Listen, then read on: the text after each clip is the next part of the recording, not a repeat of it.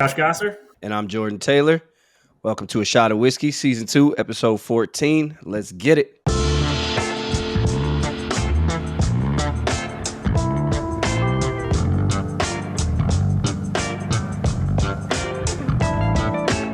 Welcome back, Badger fans. We have our season finale. Presumably, we got to talk to the bosses upstairs and see what they talking about, but I'm just going to go ahead and assume since the season is over, this season finale, so we appreciate what y'all been doing all year.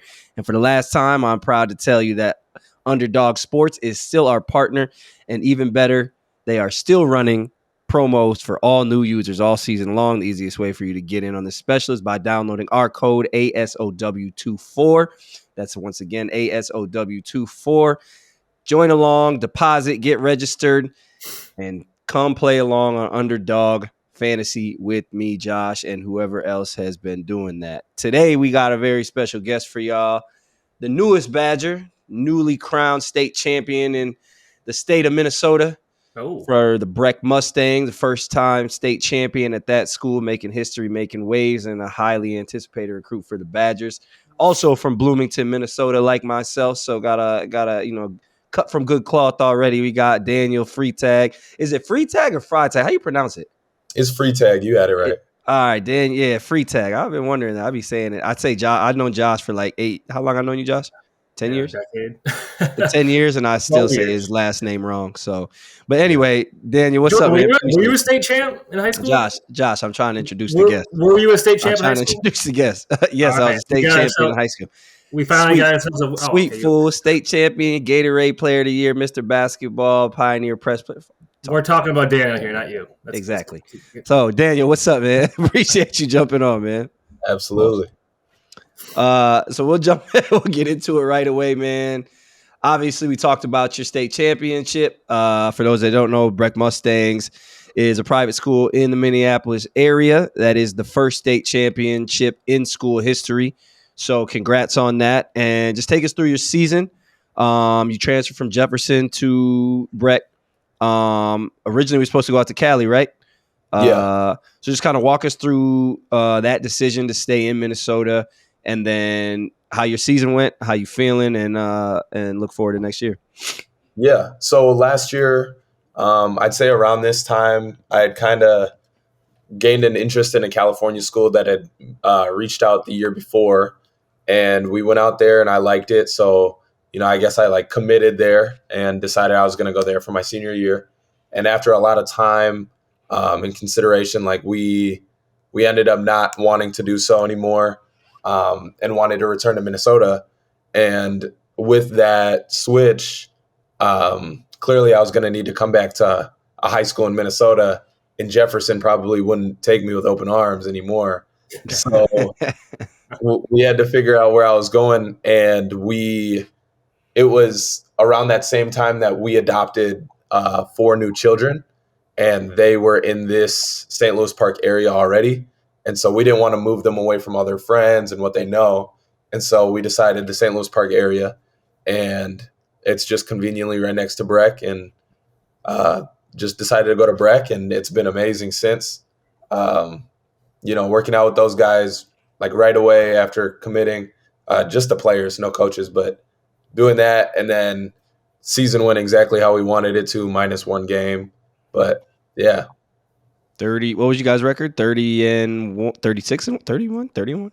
30-1 or 31-1, one of the two. 33. It don't matter. That's impressive. Nonetheless, you was in St. Louis Park. We would have preferred us Minnesotans. Some of us would have preferred you gone to Benilde, but went to Breck.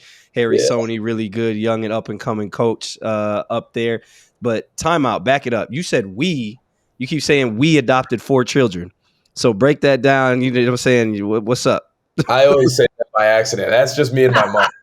Beautiful. No, that's dope. That's dope. You and your mom adopted 4 children. Dive into that, because I'm sure that sounds like a unique story. I mean, you have how many brothers and sisters?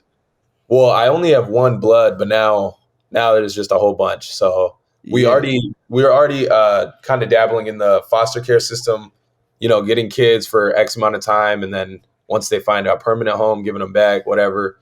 And we found ourselves just wanting to be that permanent home for somebody, and we adopted two girls and 2 boys, and then like, I don't know. I mean, we just got a house that would accommodate everybody and happened to be right next to Breck. That's incredible. How old are your new brothers and sisters? Okay, so the oldest, actually, I should keep the names to myself. Yeah. My younger sister is, I think, 13, and then younger brother is 12, and then it's another brother at 10, and then younger sister at 9, and then older brother that's blood, and then that's it. So, Josh, you got something? Were you about to ask something? So I'll how blow you up really quick. That's the level of yeah. maturity So you got gotta have. That's four new brothers and sisters. How is it like adjusting to that, to a new school before you go off to college? Like, that's a lot of change, right? It's a ton of change, and it took a lot of adjusting. I was the youngest in my family, and there was no other kind of children around my age. So family reunions and everything like that, I'm always with the older people. And then just at once, 4 children get added to my house, and it's been a complete change. I mean, not having to look over other people, but getting to, Yeah. and everything like that. Like it's just been crazy. And then on top of that, moving to a whole new city, don't know anything. Moving to a whole new school, don't know anyone. Like it's been awesome, but it was definitely something that took adjusting. Man, that transition to college is going to be nothing. That's For real. Yeah, for real. Going into a locker room, it should be easy. seriously. It sounds like you went from little brother superstar athlete getting all the attention to almost like I don't want to speak out of turn, but say almost like father figure, older brother, father figure, real quick. Yeah, very quick, because my dad isn't in the house, and so it's seriously just like my mom and myself. That's why I always say we, and it's like, I mean, they really don't have, an older male person to look up to, and so it seriously, it was a complete 180 at once. Damn. So what type of obligations do you have to your mom then, like for looking out for her now and then helping her in the house? You have, like, what was the added chores, I guess, or added responsibility specifically that you had? I've taken a lot of kind of like my individual stuff, and it's completely like on me now. I actually got cut some slack. I don't have to do dishes and stuff like that anymore. But as far as just like having to take care of myself, I've really like adjusted to it. And now it's like, I wouldn't say there's weeks, but there's definitely days in a row consecutively that I'm not even seeing my mom, where it's like, I'm off to school, then basketball, then like a workout and a haircut or something, where I'm just constantly like in and out of the house and just not really seeing her. And so it's just like, I don't know, we've kind of just adjusted that way, but I don't have any chores really. It's just I got to take care of myself for the most part. Yeah, that's definitely an accelerated. That's almost like a prep year in a way. You got your prep year anyway. You're supposed to go to Cali. It ended up that. So that's dope, man. That's dope. Let's switch it over to basketball, man. Talk about obviously, I'm sure you've heard at length kind of the transition on the basketball court from college or from high school to college.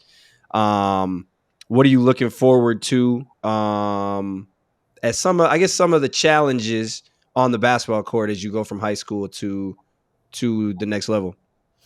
Which challenges am I excited for? Yeah, anything. Excited for, anxious about, whatever. I know. So I'm a big question asker, and I love being like, I don't want to say dumbest, but like the dumbest in the room, because then like it's only up for me at that point. And so I know going into high school at Jefferson when I was a freshman, it was a senior heavy team, and it wasn't the most like, they weren't the best leaders in the world. And so asking a ton of questions kind of irritated them.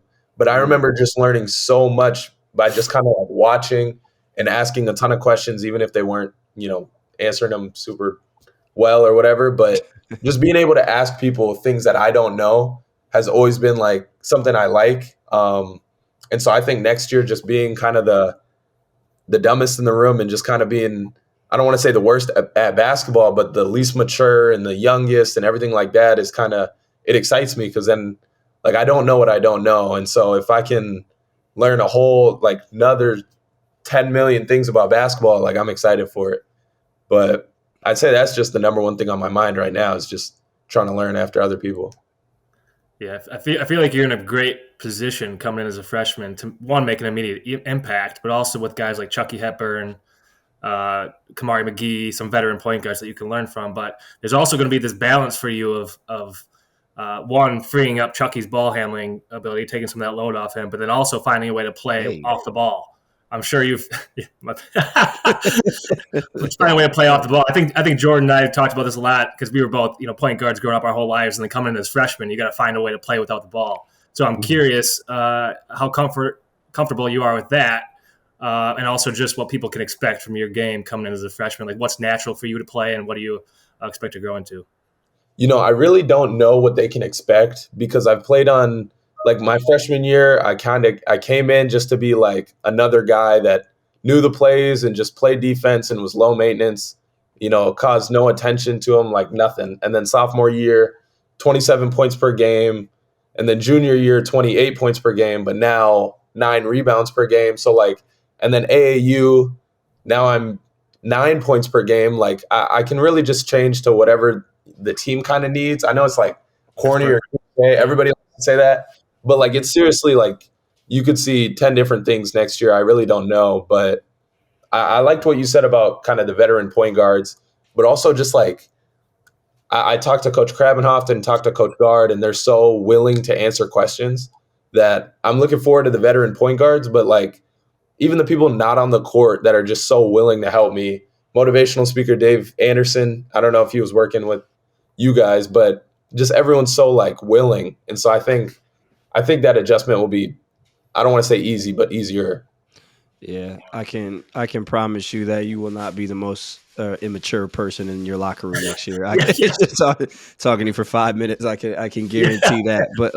You But got attitude, though, the ability to ask a lot of questions and be a yeah, sponge as a definitely. freshman and come in and not act like Mr. Know-It-All. I mean, that's what some guys struggle with, and I think you're exactly right that you have a great coaching staff, a great people who have been there, who have done it, and are willing to help. So I think you're spot on.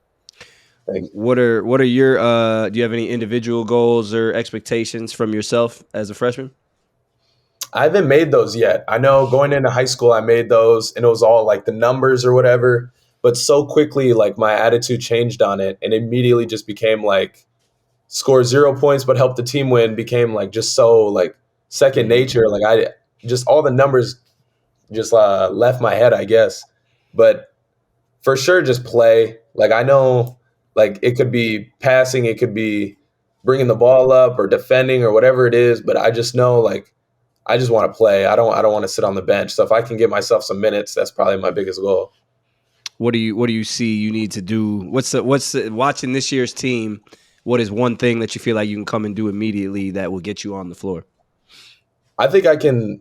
I think I'm an underrated ball handler, and not even to score, but to just bring it up comfortably, to be able to take the load off of Chucky.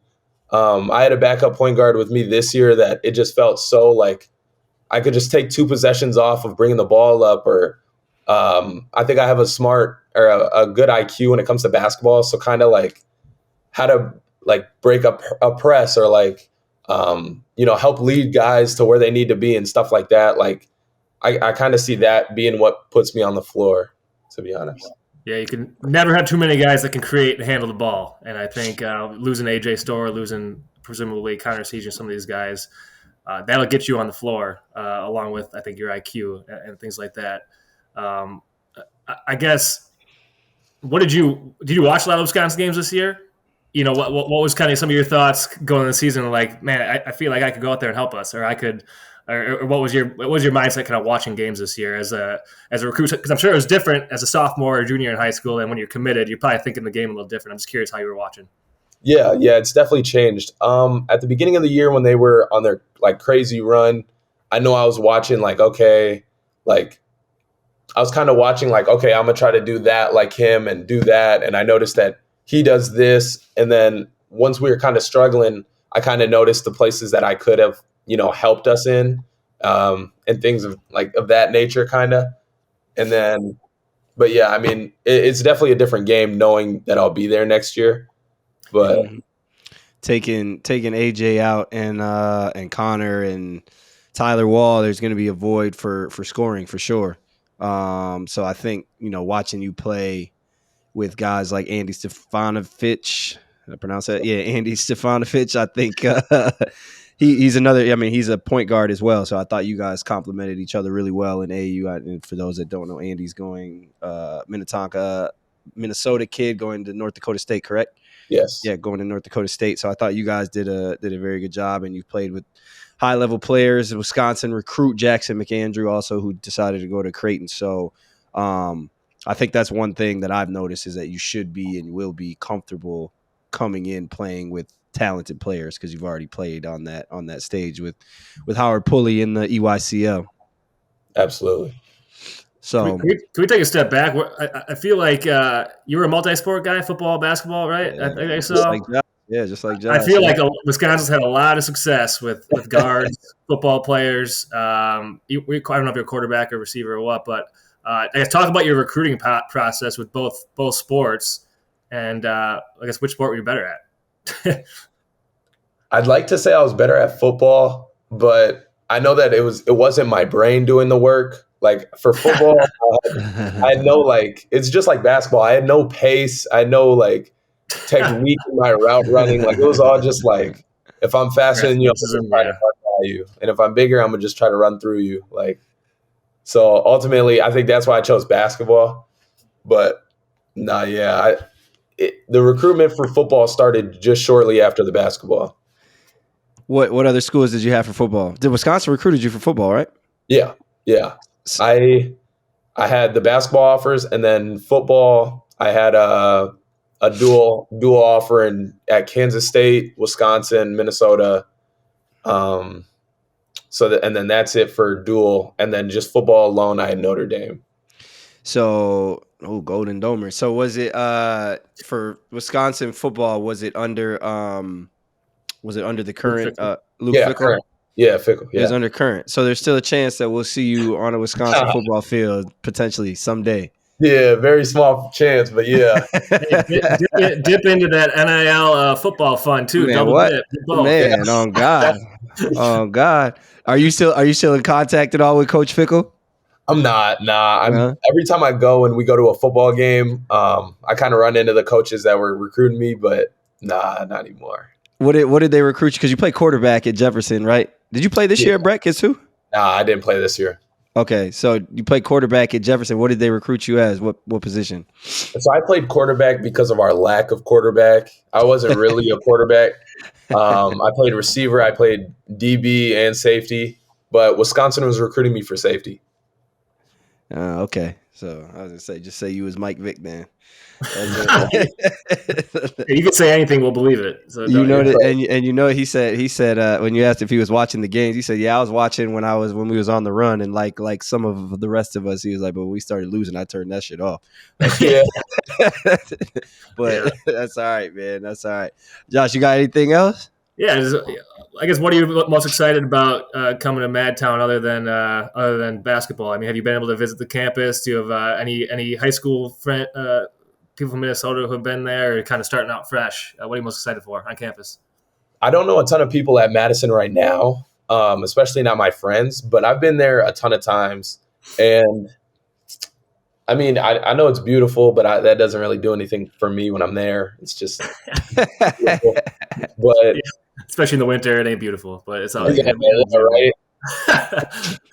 I'd say kind of just like the fan love. And I don't even like to use the word fan, just kind of the support that people bring. I know on my most recent visit, the Purdue game, like we were just walking up, me and my friends, and then the entire crowd was kind of chanting like Daniel, Freitag, and then the claps. And it's like them knowing my first and last name as a whole and like as a group and being willing to swallow their pride and do that. Cause like those are 22-year-olds doing that for an 18-year-old. Like I think kind of just the support that Wisconsin just brings as a whole. Oh no, yeah, we can relate to that. It's special, man.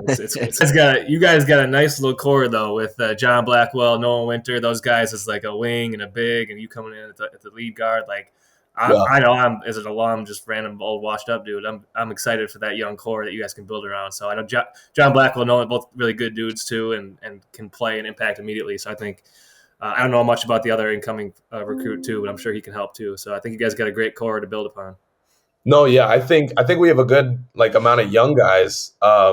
A 5, and then John being a 2, and then me being a 1, and Yep. Jack being like a 2 or a 3. Like I think it's great. It's gonna be great. Oh, Yeah. yeah, shoot, I forgot. Jack's coming in late. Another Minnesota. I completely forgot. He's I gonna be watched a him nice play player. against Con Knuppel from Oh yeah, Wisconsin Lutheran, who's going to Duke. I went to that game. They played Hey in man, Madison, and I hey heard man. Khan kind of killed, but Con killed. He did kill. He's pretty nice. He's pretty You're nice. not gonna convince me that dude's good at basketball until I see it. He's good 30, at basketball, bro. I looked at the stats. It said 35, 10, 7, and 5. I don't I'm give a like, damn what them stats said. I gotta see it because all the pictures I see, he looks like Ben now. He did, yeah, but he's like solid. That dude can. He's pretty He's good. nice, huh? He's nice. I mean, yeah, he's a different kind of nice. He's like a guy you want to play with. Doesn't need the ball, and then when he gets it, he can just put it in the hole. You know. yeah. Well, shout out Jack Robinson, Lakeville, Minnesota, other recruit coming in with Daniel this year. But Daniel, that's all we got for you. That's all I got for you, man. We appreciate you joining. We're looking forward to having you on campus and watching you play for the squad, man. Yes, sir. Thank you for having me on. Yeah, appreciate it. Nice to meet you, man. That is Daniel Freitag. Excited about him getting on campus. I'm not as prepared today as normally with some stats. I don't even know. Let's have a His look. numbers or what? He's his top 100. I know he's in the top 100, right? I gotta say, I've seen some clips on Twitter. Hey, I like he's him. tough. Yeah, no, he's tough. I feel like he brings a level of just like aggressiveness and just like you can tell. I mean, he said it, but I think you can tell that he can impact the game in a lot of different ways, let him to score, and he obviously can score. So yeah, so he was in the top 100 most of his recruitment process and then dropped out. But I think in part, in my opinion, was probably he committed to Wisconsin or what? no, actually, it's probably because he went to Breck, which is my brother went to the same high school as him, and it's a smaller, Really? yeah, it's a smaller school in Minnesota. It's only 2A, so he's ranked 114th on Rivals right now. Yeah. Oh, and he had the football recruiting. Maybe that impacted. Yeah. But no, actually, he's like it's weird because I think he's like kind of has a potential to be a mix athletically between like a Devin, but then he's built more solid like a football player. So he should be able to get out and transition like Right. Devin, but then he's kind of a unique player, I'd say, for Wisconsin. I don't think we really had a ton of like straight line athletes like he he's is. like the perfect 3-guard lineup guy. Yeah, he'd probably be able to size up, but play like 1 through 3. Yeah, and guard multiple positions. I feel like he's tough enough to be able to switch and do the things that we want to do defensively. And the way we do our ball screen actions, where multiple guys, it's not like back in the swing offense where we had one lead guard, doing a lot of things. You can play him and Chucky together because there's going to be continuity and ball screens and things like that. So I think he's be able to find the floor if he does some of those little things. Yeah. All right, man. Let's get to the meat and potatoes. James Madison, the season's over. 5 seed, lost to the 12 seed. James Madison, who went on to get obliterated by Duke. A lot of frustration behind that game. We're not going to go through the stats. We're not going to go through it all. Just give me your recap. Give me your thoughts, man. No, I'll go first. I can't lie to you. That one was tough for me to watch because I can't remember a game. We got blown out in the tournament. We lost to Cornell, beat us pretty good, and they just kind of like we went through a buzzsaw. We played bad against Butler my junior year, but I don't think I've ever seen it. It looked like we couldn't dribble. We looked bad that game. Yeah, like Cornell, they just like out. It was X's and O's. Yeah, they out. Yeah, it wasn't. This was like they came for the fight, and we weren't ready for the fight. We didn't punch back. I was texting some former teammates and stuff during the game, and I was like, we just need to settle down. Once we settle down, it's good. And the settle down never happened. We never got settled down to where like the game, like, all right, just wait for this media timeout. Once this media timeout happens, the game will kind of even itself out. The energy will even itself out. It never happened. And if it wasn't for Max Klesman just catching fire, I mean, yeah, it was frustrating to watch. Yeah, it was. I believe, and I quote, "We're down like 5. Game has finally settled down. Now we're good." From Josh. Is that my text to you? That's from, and I did not respond because I did not feel that way. and it was 2 a.m. where I was, 2:20 And that's why in I the think I morning. stopped. That's why I thought you stopped texting me because you went to bed. But Well, it was a little bit of both. I didn't quite see it that way, and it was too late for me to go back and forth. hey, I'm sorry. I'm a positive thinker. I felt like I don't know. It felt like these guys like I mean regular Yeah. season. There's a jump to Big Ten. There's a jump. There's a jump in the tension, the feel of the game, and the and playing these small schools. I never really had a chance to play like a mid. Well, obviously because we were like 1 and 2 seed, but I never really had a chance to play like a mid-major school who's like really legit. But they played different, and it was like a different style almost, and what was jarring to me is normally when you lose to a mid-major school, it's like they have skilled, talented guards. It's like you said, Cornell, they're gonna out game plan you. They're gonna hit 12 finesse threes and we you. hit 7. Yeah, it's almost gonna be like a European like team like that comes in and they just get hot. They make shots, whatever. They beat the dog, like they physically outmanned us, which was a little bit jarring, a little bit alarming. Tyler Wall was on the floor a lot. A lot. I think I texted you about that too. But it felt like we had the advantage going into the game. All right, Steven Crowd, Tyler Wall on the post, like use our size and physicality. I felt the opposite. I felt like they were like scoring around the rim and getting whatever they wanted. And I don't know. Time has passed that I've kind of forgotten about it. But yeah, man, it was. Yeah, Sam even made a comment. We talked the next day, and Sam said something about like the athleticism, and I was like, I don't even think it was athleticism. It was just like. It was like you said, it was literally like dudes just like laid down almost. And for me, it was a little frustrating because like I feel bad for those guys like Tyler and Chucky, and they had a good team. And I feel it's kind of, so it's kind of like, I don't want to say a wasted season, but it was a good season in some senses, but also a disappointment in some senses. So I feel bad for the players, like the coaching staff. I don't know if your coach guard, he's catching a lot of heat for that. I don't really know what you do in that situation. There's not a lot of game planning you can do. Unless It's not like Coach Guard was saying they're gonna sit back in a 2-3 zone and not pressure. Like I'm pretty sure he knew they were gonna try to pressure it a little bit, and guys didn't respond all that well. But I don't know. Did you watch the Duke JMU game? Because I was pissed watching. I was pissed watching the start of that game because JMU just sat back and it was like they were scared of Duke. Like they didn't get up and pressure at all. Like what the coach had a quote before the Duke game saying, "This is not the Duke teams of old. This is this year's Duke team." And as soon as I heard that, I was like, "Oh yeah, they're terrified." Like, what are you talking about? Yeah, like, why are you saying that? Yeah, like what? Why are you saying that? But that's neither here nor there. Another, haven't made the Sweet 16. In what was you gonna say? I was gonna say. I mean, I think there's a lot to learn from. We didn't make the tournament. It was a lot of those guys' first NCAA tournament in a while, and there is a difference. And I don't know if that's an excuse or not, but now they know, and I think there's just it's one of those things we talked about it all year, like where they were really good and where they were maybe not as good, and that inconsistently, I just came back to bite us in the ass. We weren't physical all the time. We weren't great defensively. We weren't tough all the time. Some of those little things, and that's what ultimately lost us the game. Were those things? I mean, we didn't have enough physical toughness consistently. We didn't have enough maybe leadership and fight for a whole 40 minutes. And once we got down 10, it was too late. Yeah, tough finish to the season. That being said, a lot to figure out going into next season. Obviously, we just talked to Daniel Freitag. He's a piece of the puzzle that will help make the squad whole again. But a lot of other things. Rumors, Joe Krabenhoff is got head coaching interest at Southern Illinois. AJ Storr is entering the NBA draft / the transfer portal. Not quite sure what that is. And then Gus Yalden entering the transfer portal. Connor Season entering the transfer portal. Tyler Wall is done with eligibility. Presumably will head overseas. And then, so that's where that leaves us. We have Jack Robeson and Daniel Freitag coming in so far.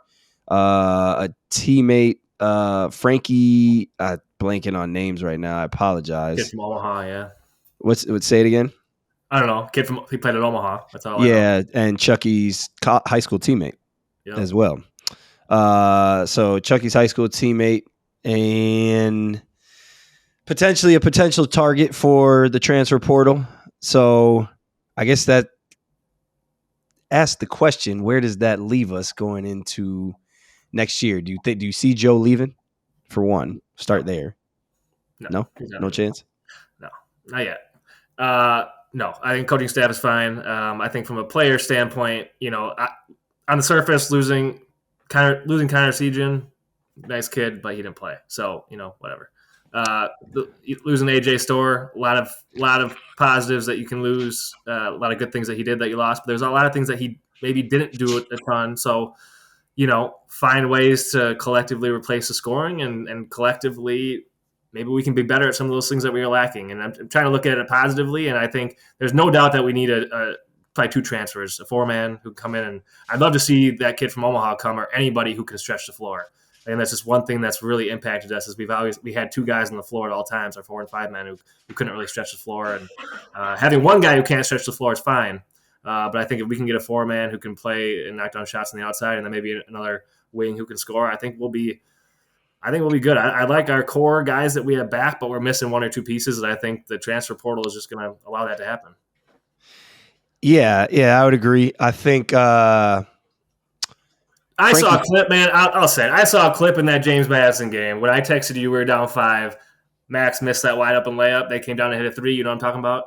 That was like the biggest play of the game. Max had a wide open layup to cut it to like 3, and he jagged it. They came down and hit a 3. What AJ did in transition on that 3, man, the transition defense from like you about AJ's gone now, so you about to start hating. No, I'm just saying like stuff, little plays like that. It was just like really like inexcusable. The effort in that transition play, and that lost us the game. I mean, we went from down 5 to down 8, and 8's too much with 5 minutes. It's just like plays like that this team collectively. I mean, I think they saw it ends your season. Yeah, no, I would agree. But before, all right, yes, that's something entirely different. So like AJ was great for us this year, but yeah, and yes, those are plays that you need to make. So you would think it'd be interesting to see if they change their approach in the transfer portal this year. I don't know if that's what you're getting at, but it's like Frankie Fiddler is a guy, like you said, can stretch the floor. He's heard from a lot of schools. Also declared for the NBA draft, if you were wondering. Yes, averaged 20 points a game last year, 35 from 3, 45% overall, 6 rebounds. Heard from a plethora. Bet you didn't know that word. A plethora of schools. One that's another intriguing, UNC Greensboro. Mikael, I'm not exactly sure. I'm going to go with Michael Brown Jones, who averaged 19 points a game, 43% from the 3. If we can get someone like him, would replace Tyler Wall. 6'8". That's someone that would be intriguing. Only 1 3 a game, but would be intriguing. Yeah. What is the biggest need, I would say? You have Marcus Silver on the bench. You have right, he's got one more. Yeah, Marcus Silver, Carter Gilmore, Nolan Carter Gilmore. So is replacing Tyler Wall how big of a necessity is that? I think it's number one. I think that's number one. I think that's number one goal. I mean, I don't want to sound like I'm talking negative on AJ, because if we can get an AJ Store in the portal at a wing, hell yeah, let's fucking do it. He obviously brought another level to our team that is irreplaceable. But I think a 4-man, we just lack that inside out capability this year, and I think we have enough guards between John, Chucky, Max, and some of the freshmen that we can kind of fill in the ball handling. But I think one more wing would be number 2. So a 2-3 man, and then a 4-man would be number 1. I don't know what you think. I would athletic 5-man. I think you want an athletic 5-man. I just don't know if we need that fit right now. I want we need a big athletic 5, rim running, dunking, throw that big dude. Yeah, we need one of those. But yeah, the 4-man for sure. I just don't know right now, looking at the roster, where does the scoring come from? Well, I mean, Chucky's going to have to look to score. I mean, we got Chucky, we got Steve, Blackwell and Max, I think, can give you enough. And then Blackwell. John Blackwell, I think, is going to make a big step, and I think Nolan Winter. I think the big key for next year is how big of a step does Nolan Winter and John Blackwell take? Because I think that freshman to sophomore leap is big, and those two guys might both be starting. I would love to see us play 3 guards with Chucky, Max, and John, and the 2 bigs if we don't get a transfer, and Nolan and Steve. So I think we need those freshmen who got a ton of time last year, a ton of experience to take a big leap, and I think they can. I would say I think we maybe need 2 transfers. I think that's what. Yeah, I think one of them's got to be a stretch 4 though. One stretch 4 and a wing. Yeah, I think I'm with you. Well, again, Mikael Brown, he is presumably somewhat of a stretch 4. I don't know. On one, there's only 2,500 kids in the portal. You think we could find? You can find something. Well, yeah. I mean, I don't know the process, but I know that every time I open up my phone, there's 10 other kids in the portal. Well, you know what you need to do to help, Josh? I donate. Donate. Yeah. You need to get in. No, you need to give to the collective, and you need to help with the NIL money. All right, they get us some more money in this podcast, and we'll be talking. Just shooting the podcast. All the money from the podcast goes to the Ohio State collective. Yeah. Exactly. I mean, what do you think we need? I mean, what do you? You should have read the fine print. I actually looked. I actually looked at all the kind of the Big Ten, not rosters, but it feels like every Big Ten team is losing a ton. Like Illinois loses a ton, Purdue loses a ton, Nebraska, Northwestern loses Boo Boo. I mean, you can look at our roster and be like, man, where are we going to replace this? Where are we going to replace that? But I think every single school in the Big Ten is losing more than we are. So, every school is going to kind of be going to the portal or going to the guys who didn't play much this year. And it is. Purdue has had such a chokehold on the league for the last few years because of Zach Edey. So that is going to be interesting to see how Zach Edey's departure. How many? He won 2 Big Ten Players of the Years in a row? Yeah, 2 national, yeah. And 2 national, and before that, it was Travion Williams was even dominant before him. So it was like, it'll be interesting to see. Yeah, because they lose the 2 guard too. They lose their 4-man. I mean, Braden Smith and Fletcher Loy are really the 2 guys they bring back, and that Trace Kaufman guy. But they lose a ton. Yeah, and they might look a little more human without Zach Edey. To be fair, yeah, it'll be interesting, man. But you know what? My mom always told me worry about myself and control what I can control. So as far as that goes in context, I really look for Chucky to make that next step. Like Chucky is the key. I think Chucky and Steve both are the keys. I think we kind of found that out throughout the course of the year. They have to set the tone. I'm excited about Daniel, though. I'm really excited to see what he could do. I think he could be kind of the next big. We haven't had. When was the last time we had a really top notch National League point guard? It's been a minute. Better than the other Minnesota kid we had back in 2010 era. I don't know. He's more mature. That's probably more mature off the court. No, I mean he does. I mean, I know we've had a long lineage of good point guards. I mean, Dimitri Trice wasn't highly recruited. Trayvon wasn't highly recruited. A lot of guys like that. I mean, Bronson was. You were pretty good, but yeah, I mean, I think he's a perfect fit, no doubt. What are you? Who you looking for? A UConn Purdue title game or what? I don't know. I think. That's how you want to wrap. That's how you want to wrap the episode up. You want to wrap the episode up talking about who's gonna not. Okay, all right. I think is the Big Ten gonna finally get a champion? I mean, I think I was wrong. I was wrong about UConn. I think you were wrong about UConn. They might be really good. Did I say? I didn't say they weren't really good. No, I think we both said there's not a. I think we both said there's not a great team in college basketball this year. And I know I said that, and I didn't think. I think UConn might actually be legitimately. I would go back. I would go back to what Mike DeCourcy said, and I think that this is more a case of there's just not a lot of good teams. Yeah.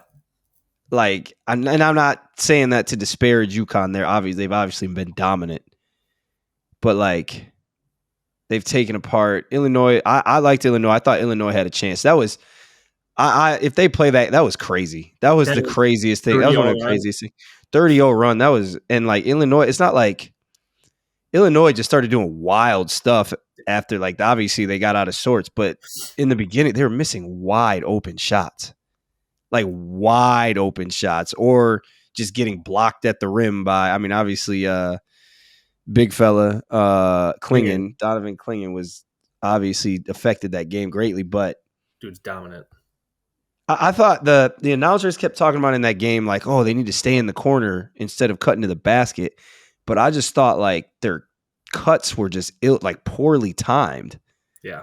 Like, it seemed like every time if Terrence Shannon got in the lane and Illinois would cut off of Klingen's man, and by the time he had cut and caught the ball, like, he was still outside the paint. Like, that's got to be like Terrence Shannon getting the paint.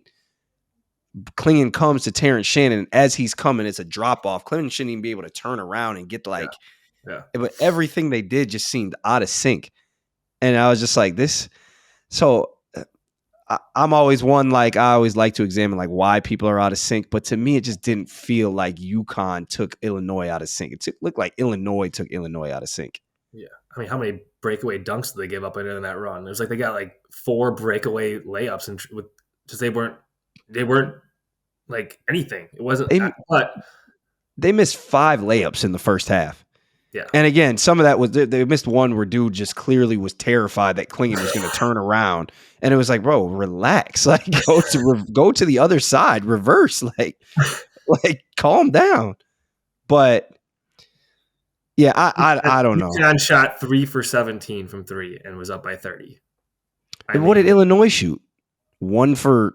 No, I know, but you're saying Illinois this, Illinois that, but UConn did not shoot or play great either. They played well, yeah. I guess. They shot 17% from 3, and they won the game by 30. Like, what they too? I don't know. Obviously very high, but Illinois shot 22%. How many times in your basketball? 65 from the free throw line. How many times in your college basketball career were you up by 30 in a game, especially in that magnitude? Never. I think Illinois shot 30% from inside the charge circle. Yeah, well, I mean, Klingen, that dude is dominant, uncontested. Listen, Illinois, UConn's got a good team. UConn has a good team. Like UConn might be one of the best coached college basketball teams, maybe that I can remember. You like that? Best coached. They run some nasty stuff. I agree. They Joey said 30-0 run is an all-time heater. I think I looked it up during the game. I think 44-0 is the biggest college basketball run ever. I'm not sure about the NCAA tournament. Yeah, it was probably against like some small school against. It was a small school. I forget what it was, but I looked it up. No, you're right. I think UConn, they're on a string offensively and defensively. Like, they're so in sync. And you talk about cutting, like, their guys are just in the right positions every single time. And that little action they run off the horn set where they skip it to the big and then run that. It's just brilliant. I think they have the great personnel for it, and I think they're good. We'll wrap up. I mean, the Final Four is good. I just like this. I think that UConn Purdue is on a collision course. Obviously, I think Klingen and Edey is going to be a great matchup. Really, I'm excited to watch. Like, that should be a great. Where I think Purdue is going to lose is with Purdue's going to lose it with I think Stephen Castle. It's late over here. My brain's Stephen Castle, I think, is going to give Braden Smith trouble. I think he's going to really wreak havoc on that ball screen, and then and Newton as well. So I think it's going to be tough to get into that, which I think will help with some of the Edey stuff, making sure he doesn't catch it in positions. But that's going to be great. NC State Duke, great college basketball game. Tennessee Purdue, great college basketball. Those are classic college basketball games to me. Yes. Like, you had the star players doing their thing, wire to wire, back and forth, like, good defense, good offense. Yep, physical. Yep. I think, as good as UConn is, I mean, Alabama is a weird matchup. And Purdue is a weird matchup. Like, they might not win it just because they got these. Like, I really hope if Purdue and UConn play, I hope Edey doesn't get two stupid fouls. I hope Klingon doesn't get two stupid fouls and they got to go to the bench or something. Like I hope they let those guys play and battle it out and not. I hope it doesn't come down to foul trouble because it seems to happen a lot when we play Edie and those guys that, I want to see him play. That's going to be, I mean, does Alabama have a chance against UConn? Have you watched Alabama play? I watched them play once, and it was the Elite Eight game. They just fucking jack up threes. It's crazy, and that's similar perfect. to what Illinois does. Yeah, but I think it's a little more. It's a little more NBA stylish. Paced. Yeah, it's a little more. Illinois is a little more methodical with that bully ball game or booty ball game, whatever they call it. What I thought was going to happen, I thought that Terrence Shannon was going to be able to get Klingon into some foul trouble. Yeah, it didn't happen, did it? And it didn't happen. And I think Alabama set up similar in the sense that Mark Sears is the one that gets in the paint for them a lot. They have the other kid, Trammell, who's coming back or supposedly coming back. But they're just going to shoot it. They're not going to should I shoot? Alabama's just going to shoot it, and they're just going to keep shooting them. They're going to keep shooting it, and Grant Nelson is going to pull there. They're going to go small. Grant Nelson, I would assume at some points, and Grant Nelson should be able to pull him away from the basket. Yep. So if UConn shoots 75% from two, like they have been, but Alabama shoots 40% from three, it's a game.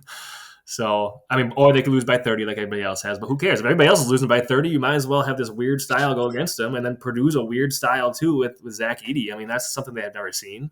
So it's going to be tough for UConn to actually do it, I think. Does NC State have a chance? Probably, yeah. You were right about NC State. I was wrong about that. That's the state of college basketball, though. Do you see NC State's roster? They got 5 starters are fifth-year seniors. Their whole team is fifth years. Get old fast. You can't win these days with freshmen, even if they're freshmen down as All-Americans. It feels like with the transfer portal, it feels like you got it's kind of Wisconsin style, the old ways. We see more veteran guys who have been there, and it feels like that's an advantage these days.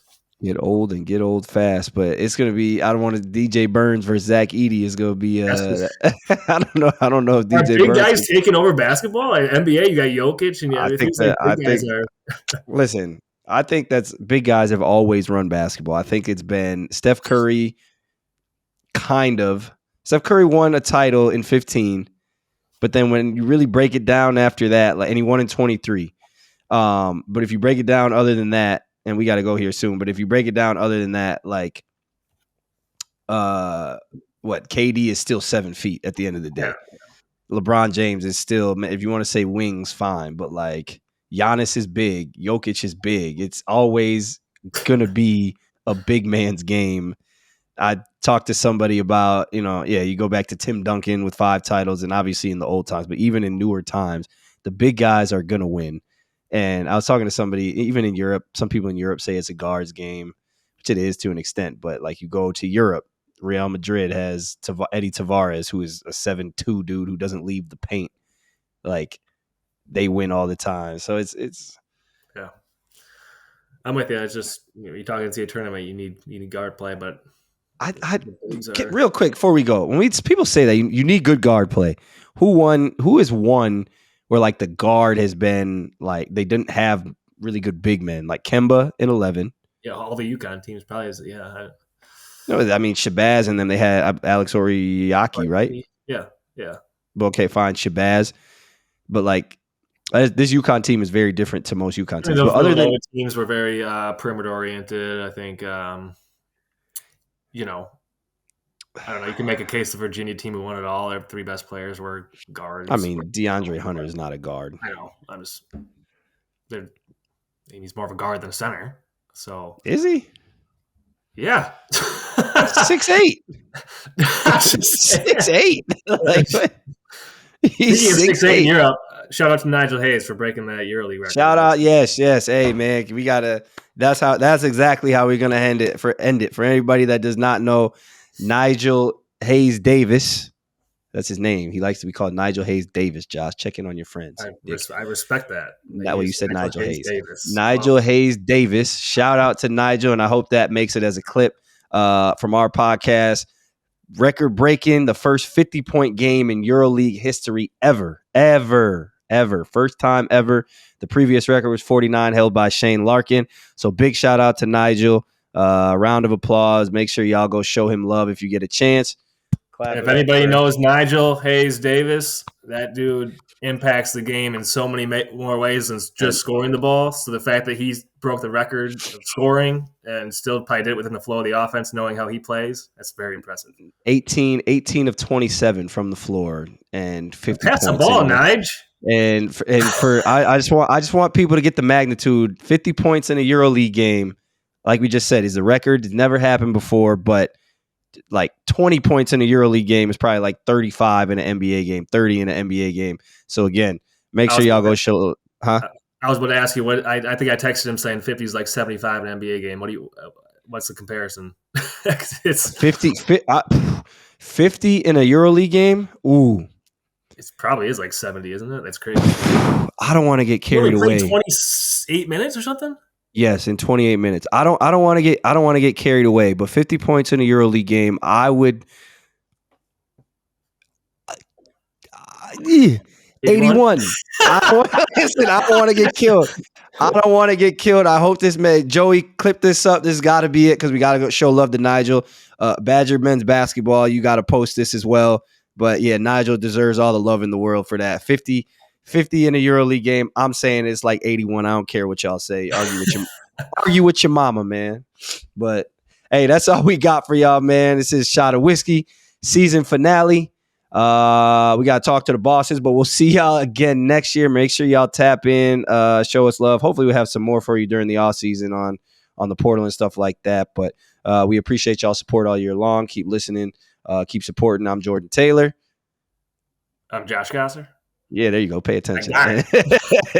Shot of Whiskey, man. We'll catch y'all next time.